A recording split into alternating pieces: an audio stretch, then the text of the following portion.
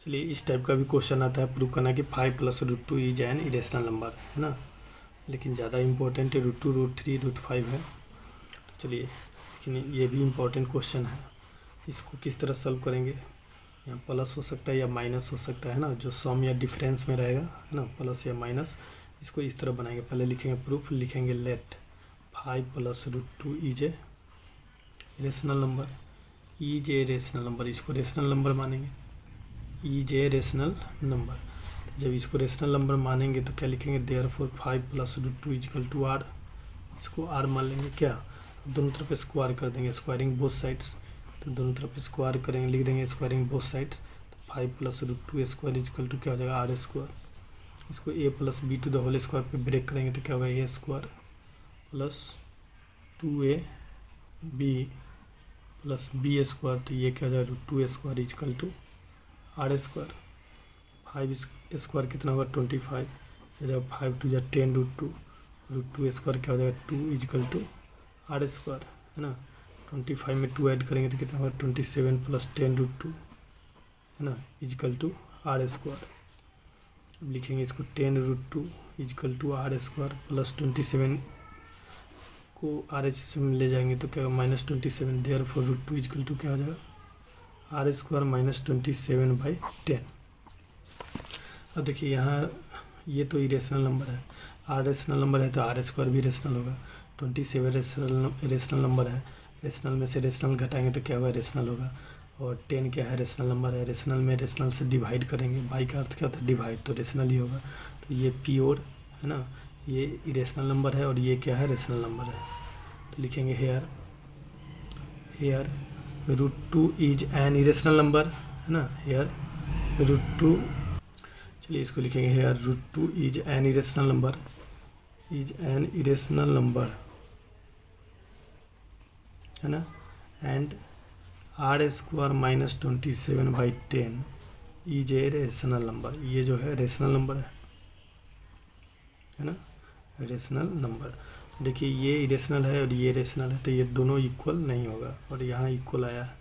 तो लिखेंगे therefore √2 = not r² - 27/10, है ना। तो ये इक्वल नहीं होगा क्योंकि यहाँ हम गलत माने थे, है ना।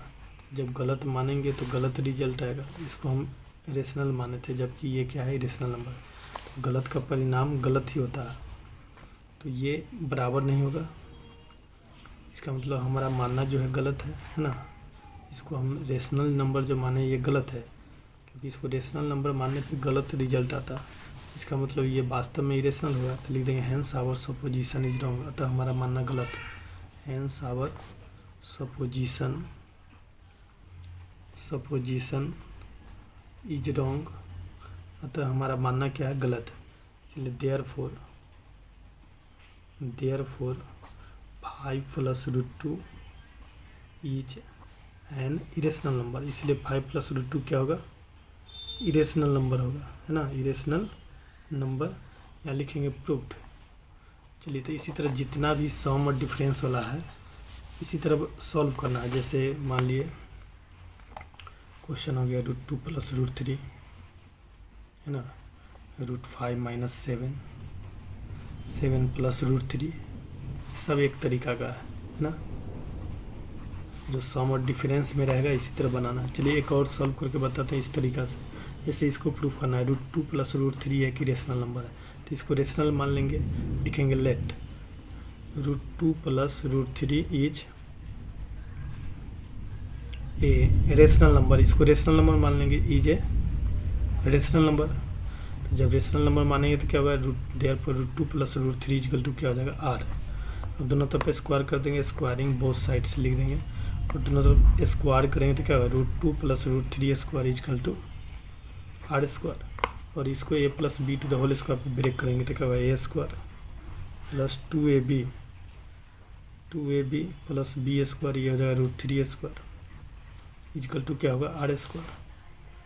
और हो जाएगा 2, ये क्या हो जाएगा? 2 √6 √3² 3 = r²। ये 3 2 कितना होगा? 5 + 2 √6 = r²। और ये क्या हो जाएगा 2√6 is equal to r² plus 5 LHS में इसको RHS में ले जाएंगे, क्या होगा -5 there for √6 is equal to r² -5/2। देखिए सेम इसी तरह बनाना है ना, जैसे ये बना है सेम प्रोसेस है।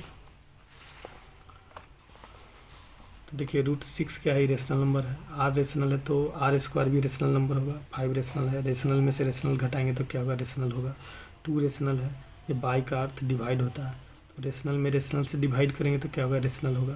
तो ये इरेशनल नंबर है और ये क्या है रेशनल नंबर है ना, तो इसीलिए ये दोनों इक्वल नहीं होगा। तो लिखेंगे, लिख देंगे here √6 is an irrational number, is an irrational number, √6 is an irrational number and r² -5/2 is a rational number।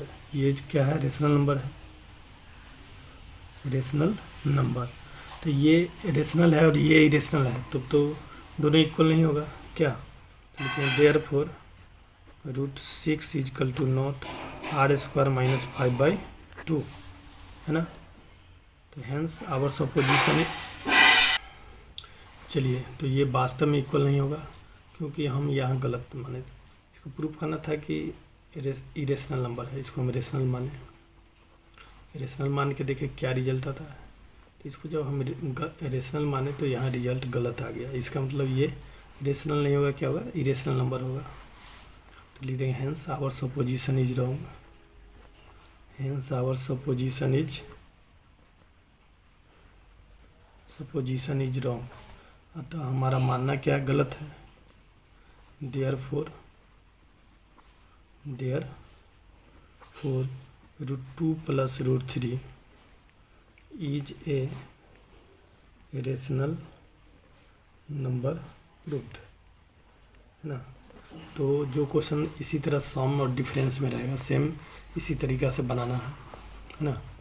√2 + √3 √5 - 7 7 + √3 कुछ भी रहे, √2 + 5 है ना, इस टाइप इस फॉर्म में जो क्वेश्चन रहेगा सम एंड डिफरेंस में, तो इसको इसी तरीक़ा से बनाना है, सॉल्व करना है। ये दोनों इरेशनल नंबर हैं, ये रेशनल है और ये इरेशनल है और ये क्या है रेशनल है। चलिए एक ट्रिगोनोमेट्री का इम्पोर्टेंट क्वेश्चन सॉल्व करते हैं। जैसे cos 60 डिग्री है ना, cos 60 डिग्री का वैल्यू ज्योमेट्रिकली मेथड से फाइंड करना है। तो इसके लिए एक इक्विलैटरल ट्रायंगल बनाना पड़ेगा, इसका नाम देंगे ABC, इसका साइड मान लेते AAA है ना, और यहाँ से हाइट डालेंगे, ये क्या हो जाएगा D।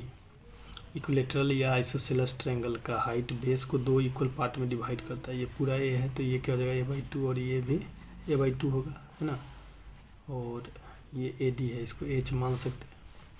तो इसमें थोड़ा लैंग्वेज लिखना पड़ेगा, लिखेंगे let ABC is an equilateral triangle, equilateral triangle माना कि ABC एक इक्विलैटरल ट्रायंगल है इन विच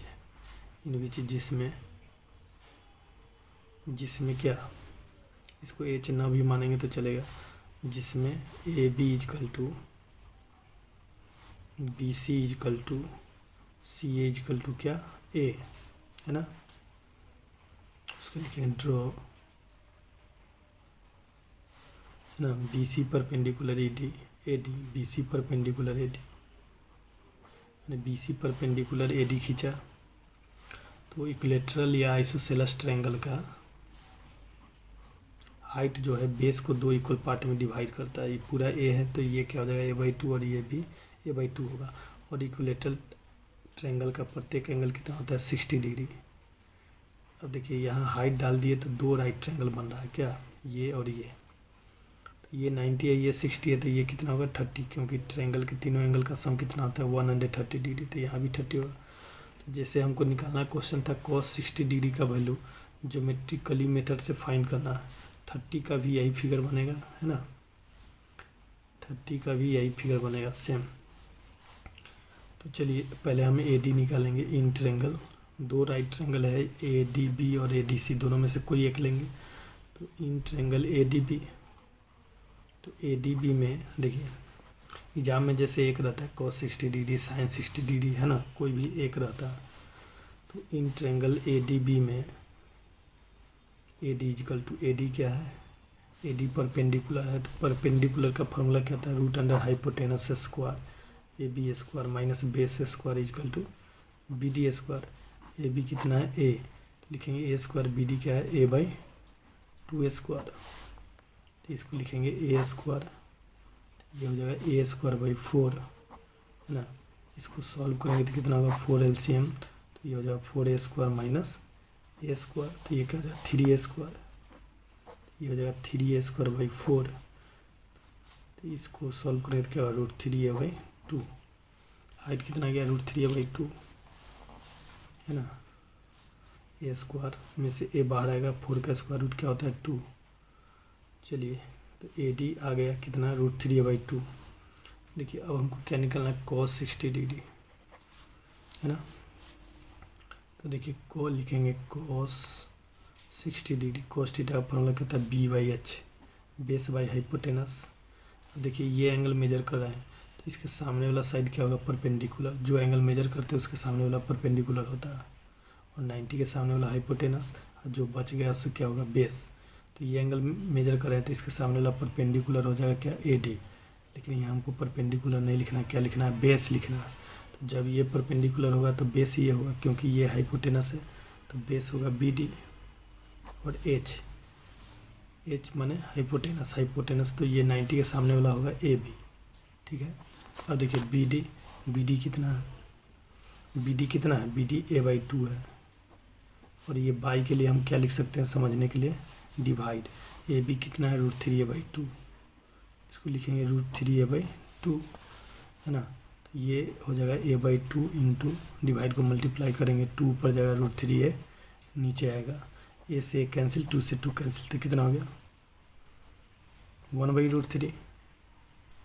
चलिए यहाँ एक मिस्टेक हो गया है ना, ए बी कितना है a, तो ए बी ए है ना, तो यहाँ ए बी के जगह क्या लिखेंगे a, और ए के नीचे कुछ भी नहीं तो 1 लिख सकते हैं। तो a बाई 2 डिवाइड को मल्टीप्लाई करेंगे तो a ऊपर जाएगा और 1 नीचे आएगा, a बाई 2 डिवाइड a नीचे आएगा है ना, डिवाइड को मल्टीप्लाई करेंगे तो a नीचे आएगा और ये 1 ऊपर जाएगा, और ये a से a कैंसिल हो गया, यहाँ क्या बच गया 2, तो 1 बाई 2।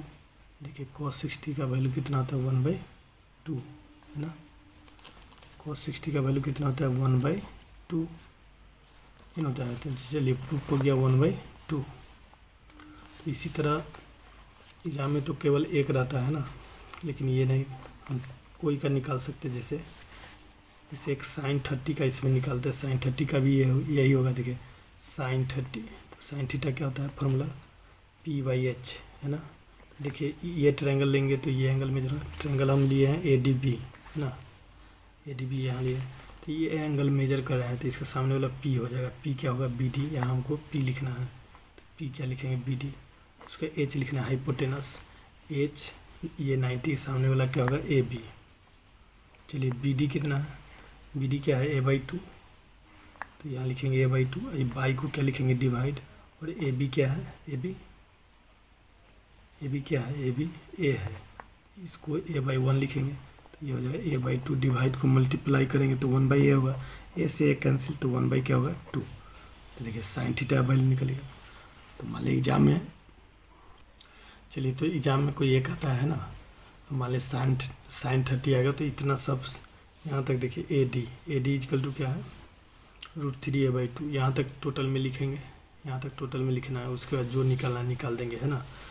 इसमें टोटल निकलेगा, कॉस का टोटल 6 होता है, कॉस 7 साइन 7 tan 7 है ना, 6 ट्रिगोनोमेट्रिक रेशियो होते हैं। इसी तरह साइन का टोटल 6 होता है, तो कोई साइन 30 कॉस 30 है ना, तो कोई भी हम निकाल सकते हैं इस तरीक़ा से।